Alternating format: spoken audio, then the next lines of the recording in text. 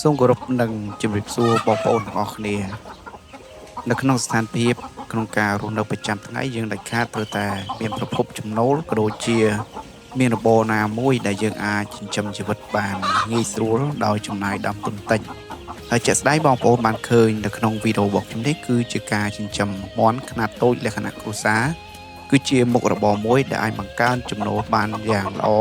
បើសិនជាបងប្អូនមានបច្ចេកទេសត្រឹមត្រូវក៏ដូចជា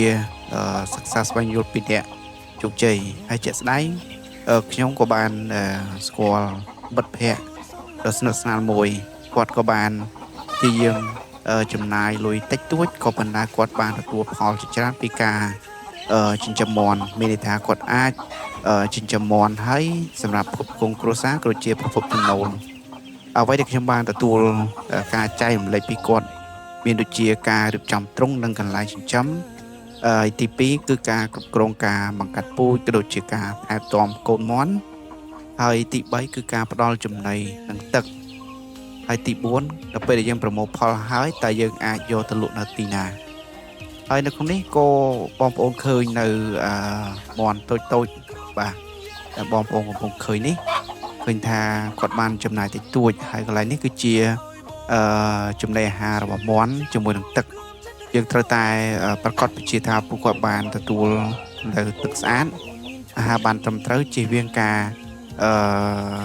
ឆ្លងមេរោគផ្សេងៗហើយការបង្កាត់ពូជក៏យើងត្រូវរៀបចំកន្លែងសម្រាប់គាត់ភ្ញាស់ពងឲ្យបានល្អទោះបីជាយើងគិតថាវាពេលខ្លះវាអាចឆ្លងមេរោគក៏ប៉ុន្តែដល់ពេលដែលយើងមានការរៀបចំល្អនោះយើងកាត់បន្ថយ